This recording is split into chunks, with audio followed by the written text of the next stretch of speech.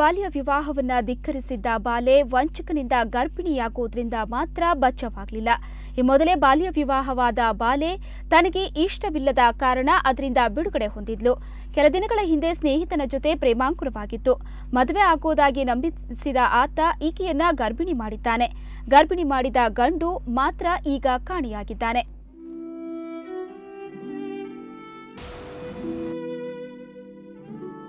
ಈಕೆ ಕೊಪ್ಪಳ ತಾಲೂಕಿನ ಹೊಸಶಿವಪುರ ಗ್ರಾಮದ ಹುಲಿಗೆಮ್ಮ. ಈತ ಮಹಮ್ಮದ್ ಗ್ರಾಮದ ಶಿವರೆಡ್ಡಿ. ಇವರಿಬ್ರು ಕಳೆದ 5 ತಿಂಗಳಿಂದ ಹುಲಗಿ ಗ್ರಾಮದಲ್ಲಿ ಕಂಪ್ಯೂಟರ್ ತರಬೇತಿ ಪಡೆಯೋಕೆ ಹೋಗ್ತಿದ್ರು. ಅಲ್ಲಿ ಪರಿಚಯವಾದ ಶಿವರೆಡ್ಡಿ ಹುಲಿಗೆಮ್ಮಳನ್ನು ಮದುವೆಯಾಗೋದಾಗಿ ನಂಬಿಸಿ ದೈಹಿಕವಾಗಿ ಬಳಸಿಕೊಂಡ. ಪರಿಣಾಮ ಈಗ ಹುಲಿಗೆಮ್ಮ 2 ತಿಂಗಳ ಗರ್ಭಿಣಿ. ಹುಲಿಗೆಮ್ಮ ಗರ್ಭಿಣಿ ಅಂತ ವಿಷಯ ತಿಳಿದ ಶಿವರೆಡ್ಡಿ ನಾಪತ್ತೆಯಾಗಿದ್ದಾನೆ. ಇದರಿಂದ ಹುಲಿಗೆಮ್ಮ ದಿಕ್ಕು ತೋಚದಂತಾಗಿದ್ದಾಳೆ. ಮದುವೆ ಮಾಡ್ಕೊಂಡ್ ನನ್ನ ತಂದೆ ಹೇಳಿ ಮೋಸ ಮಾಡಿದ್ರಿ.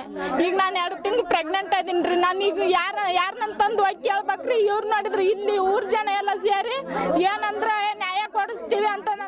ಇನ್ನು ಹುಲಿಗೆಮ್ಮ ಗರ್ಭಿಣಿಯಾದ ವಿಷಯ ತಿಳಿದ ಪಾಲಕರು ಕೆಂಡಾಮಂಡಲರಾಗಿ ಮನೆ ಬಿಟ್ಟು ಹೋಗುವಂತೆ ಹೇಳಿದ್ರು. ಇದರಿಂದ ಮನನೊಂದ ಹುಲಿಗೆಮ್ಮ ಆತ್ಮಹತ್ಯೆಗೆ ಪ್ರಯತ್ನ ಮಾಡಿದ್ಲು. ಈ ಸಮಯದಲ್ಲಿ ಈಕೆಗೆ ನೆರವಿಗೆ ಬಂದವನು ಮಹಮ್ಮದ್ ನಗರದ ವೆಂಕಟೇಶ್. ಸದ್ಯ ವೆಂಕಟೇಶ್ ಹುಲಿಗೆಮ್ಮಳಿಗೆ ನ್ಯಾಯ ಕೊಡಿಸಲು ಹೋರಾಟ ಮಾಡುತ್ತಿದ್ದಾನೆ.